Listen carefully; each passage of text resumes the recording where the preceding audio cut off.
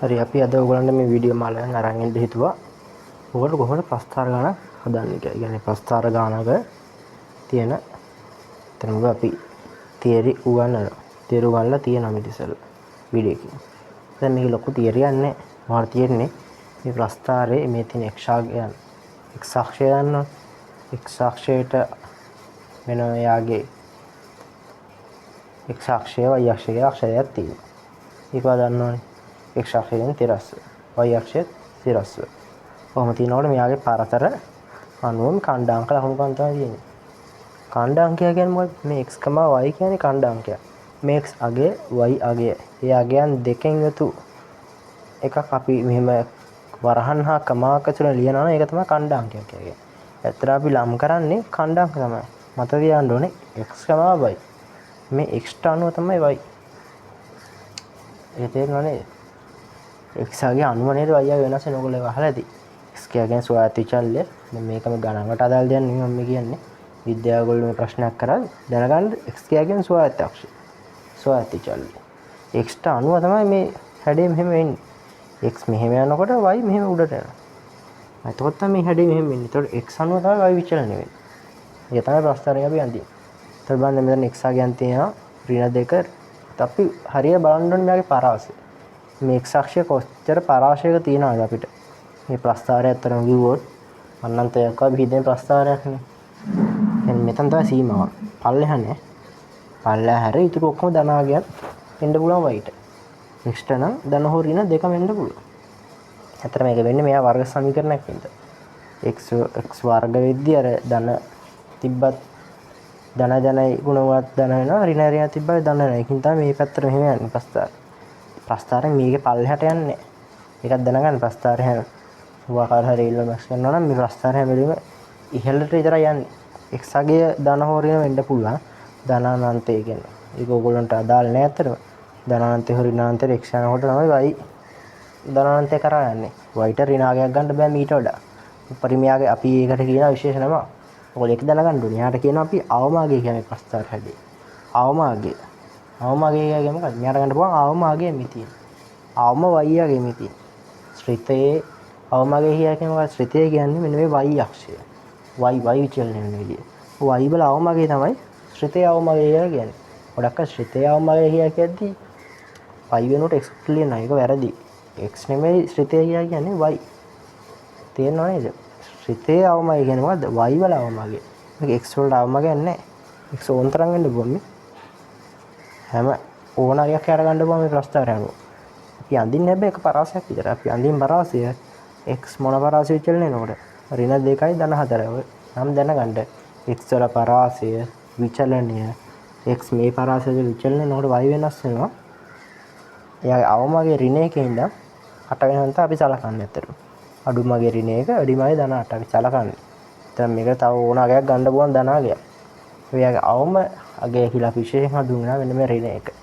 අවමයි කියන්නේ මොකද? ප්‍රස්ථාරයේ ගන්න පුළුවන් අවම y අගය. උපරිම නම් උපරිම y අගය. දැන් මේක අනිත් පැත්තට යනවා හිතන්න. එතකොට මේ ධන අගයට වඩා යා මම ඇදලා පෙන්නනවා. අද අපි තියරි වලට වඩා මේ ප්‍රස්ථාරයක් ගානක් ගොඩක් අය මේ ප්‍රස්ථාර අඳින්න යනවා. අපි අඳින්න කියලා දෙනවා. පොඩ්ඩක් මේ ප්‍රස්ථාරය තේරුම් ගන්න ඕනේ. ගිය අවුරුද්දේ ගාන බලන්න. ගිය අවුරුද්දේ ගාන ප්‍රස්ථාර අඳින්න දෙන්නේ නැතුව ටිකක් වෙනස් ප්‍රශ්නයක් ඇහුවා. ඒත් මේ පාර ප්‍රස්ථාර අඳින්න දෙන්නේ නැහැ කියලා මම කියන්නේ. බොහෝ වෙලාවට මේ පාර ප්‍රස්ථාර අඳින්න දෙනවා. හැබැයි අහන ප්‍රශ්න පොඩ්ඩක් අර මම ඔය කියන අමුතු වචන දින විචලනය, පරාසය. ඔය වගේ අමුතු වචන දාන්න බෑ. ශ්‍රිතය. කොයි නම් සමහර දන්නේ නැහැ. ශ්‍රිතය කියන්නේ මොකද්ද? මෙහෙර මත කියන ශ්‍රිතය කියන්නේ y විචලනය. මේක දැනගන්න ඕනේ x, y ලියන්නේ. x අනුව තමයි y වෙනස් වෙන්නේ. x පරාසය මේ x පරාසය තුලදී අපි සලකන ඍණ 2යි ධන 4යි පරාසයේදී මේ ප්‍රස්ථාරය මෙහෙම යනවා. ඒක දැනගන්න. ඒ කියන්නේ ශ්‍රිතය තමයි මේ විචලනය වෙන්නේ. ශ්‍රිතය මේ පැත්තට විචලනය වෙනවා. x ආගේ මෙහෙම විචලනය වෙනකොට ශ්‍රිතය උපරිමයක් දක්වා මෙහෙම යනවා. කියන්නේ උපරිම මේක අවම හැඩයක්. ඒ කියන්නේ මොකක්ද? මෙයාට ගන්න බෑ අවම අගේනේ. ඒකයි මේකට අවම හැඩයක් කියන්නේ. විශේෂයක් තියෙනවා. කියන්නේ මෙයා අවම අගේ තමයි විශේෂ. ඒකයි මෙයාට අවම ප්‍රස්ථාරයක් කියන්නේ. අවම හැඩයක් තියෙන ප්‍රස්ථාරය. දැන් මේක මේ පැත්තට යනවා. එන පියා උපරිම හැඩේ ප්‍රස්ථාරය. මෙයාට ගන්න බෑ උපරිමගේ ඇති. මෙයාගේ අවමගේ ගැන අපිට කියන්න බෑ කොහේයිද දන්නේ. මම කිව්ව විදිහට ඇත්තටම ඔකට උගන්නන්නේ නැහැ. මෙයා ඍණ අනන්තය දක්වා යනවා. x ධන හෝ ඍණ අනන්තයට යනකොට y ඍණ අනන්තය දක්වා යනවා උපරිම හැඩ යන්න. එයාට ගන්න උපරිම අගේ මෙන්න මෙතන. මෙතන තියෙන මොකක් හරි y අගයක්. ඔන්න ඔය වගේ ප්‍රස්තාරයන් පොඩි දැනුමක් තියෙන්න ඕන. මේක නැත්තම් මේ 2019 ගාන. 2019 ගාන ඇඳලා බලන්න. මම ඒකේ තියෙන තව වැදගත් කරුණක් කතා කරන්න. ඊට පස්සේ අපි යන් අපේ ඩිපාර්ට්මන්ට් පේපර් දැන් අපි දැන් ඩිපාර්ට්මන්ට් පේපර් එක අපි වාට ස්ක්‍රීන් එකේ දාගෙන දානවා. ඒක ස්ක්‍රීන් එකකින් එක ගාන ලියා ගන්න. ලියලා ඒක උත්සාහ ගන්න. ඊට පස්සේ වීඩියෝ වල පෝස්ට් කරලා බලන්න ප්‍රස්තාරයන් දින්න විනාඩි 15 උපරිම යන. ඊට වට විනාඩි 15 පොඩ්ඩක් ඔහු පෝස්ට් කරලා දීලා වට ගාන හදන්න පුළුවන්. දැන් අවශ්‍ය 2019 ගාන බලාගන්න. දැන් ස්ක්‍රීන් එකේ පැත්තකින් සමහර වෙලාවට 10 එකකෝල් හරිය බලන්න. ඩිපාර්ට්මන්ට් පේපර් එකේ මේ පාර 2024 එන ඩිපාර්ට්මන්ට් පේපර් තමයි මේ තියෙන්නේ. ඒක බලන්න බෑ. ඉතින් අපි 2019 ගාන පොඩි වැදගත් කරුණක් කතා කරමු. මොකද්ද හැමෝම අවම අගය කියලා කියන්නේ. අවම අගය කියන්නේ මෙතන ආවනවා ඍණ 1. යනු x තියෙන්නේ මොකද්ද? ධන 1. මෙයාගේ අවම ලක්ෂයේ ඛණ්ඩාංකය මොකද්ද? 1 ඍණ 1. දැක්කනේ 1 ඍණ 1. x, y. ඔක වරද්දලා ලිව්වොත් ලකුණු ඉවර. මම ගිය පාර ඔල්ලේ බය ගානේ අහල් තිබ්බා. ඉතින් මේ වගේ තැන් දෙයක් කපන ලක්ෂයන්ගේ ඛණ්ඩාංක. ඔයා දැන් බලන්න මෙන්න මේ ඛණ්ඩාංකේ ඔයාලට විභාග ලකුණු ගන්න ඕනේ. මේ මොන ඛණ්ඩාංකය? ඔයාලට බලන්න පුළුවන් මේ දෙන බිඳුව ඛණ්ඩාංකය. මේ දෙකෙන් මේක මේ x, හා y කපන අක්ෂය හරහා යනවා. හරි ඒක දැනගන්න ඕනේ. තාම මෙයාගේ මොකද්ද මේ අපි ඛණ්ඩාංකයක් ඇතුළේ ලියන්නේ 1, ඍණ 1 කියලා. මේ එකට අපි කියනවා මේ x අගයට. අවමාගයේ තියෙන අවම ඛණ්ඩාංකය x අගයට අපි කියනවා x සමාන 1නේ. අපි ඒකට විශේෂ නමක් කියනවා. මෙයාගේ සම්මිති අක්ෂය සමීකරණය. කියන්නේ මේ ප්‍රස්ථාරය මේ x සමාන 1 අක්ෂය හරහානේ සම්මිතිකව මෙහෙම යන්නේ. මෙතන යන්නේ මෙහෙම සම්මිතික යන්නේ මේ ප්‍රස්ථාරය. මේ හැඩ යන්නේ අර සම්මිතිකව ඇඳින්න ඕන අන්තිමට. x, 1 හරහා තමයි මෙයා සම්මිතික වෙන්නේ. ඉතින් අපි ඒකට විශේෂ නම සම්මිතික අක්ෂය. සම්මිතික අක්ෂය යන අනිවාර්යයෙන්ම දැනගන්න ඕනේ. හරි. ඊට පස්සේ යාගේ අවමාගය. අවමාගය කියන්නේ මොකක්ද? මෙයාට ගන්න පුළුවන් අවම y අගය. ඒකයි අවමාගය කියන්නේ එක. උපරිම අගය නම් මෙයාට ගන්න පුළුවන් උපරිම y අගය. ඒතකොට x අගයක් ලිව්වොත් වැරදි. අපි ලියන්නේ මුලින්ම සම්මිතික සමීකරණය කම අවමාගය තමයි අවම ලක්ෂයේ ඛණ්ඩාංකය කියලා කියන්නේ. ඛණ්ඩාංකයක් කියද්දී මෙන්න මේ පැටර්න් එක ලියන්න ඕනේ. කියන්නේ 1, ඍණ 1. වරහන් තියෙන්න ඕනේ, කමාව තියෙන්න ඕනේ. ඒ වගේම මේක x, y තමයි ලියන්න ඕනේ. හරි. මේ කරුණු වල තියෙන වැදගත් දේවල් ඔය හරියට බලා ගන්න. ඒතර අපි ඊට පස්සේ කතා කරමු පොඩ්ඩක්. කොහොමද මේ අවම ලක්ෂයේ ඛණ්ඩාංකයේ ඇසුරින් ශ්‍රේණික සමීකරණය ලියන්න. මේක එන්න පුළුවන් පොඩි අනුමානයක් අතර. පොඩ්ඩක් මේක try කරලා බලන්න. දන්නේ නැත්නම් මේ සමීකරණ ලියන්න බෑ. විනාඩියක් මන් දෙනවා වීඩියෝ යන අතරේ මම හිතන්නේ. මතකද ඔය? හරි මතක නැත්නම් මේක අහගන්න. මෙන්න මේ a ට ගන්න ඕනේ ආගේ මෙන්න මේ සමීකරණයේ මේ ඛණ්ඩාංකයේ x අගය. a ට එන්න ඕනේ x වල තියෙන එක. මේ බලන්න. මේ ටිකට එන්න ඕනේ x වල තියෙන එක. මෙතනට එන්න ඕනේ y අගය යාගේ.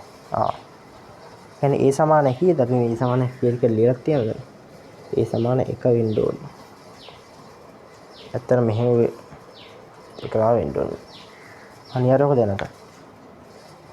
අනික මෙතන මේ ඍණාගේ. ඔයා බලන්න මේ සමීකරණේ ඇතුලේ බිඳුව වෙන්නේ කවුද කියලා.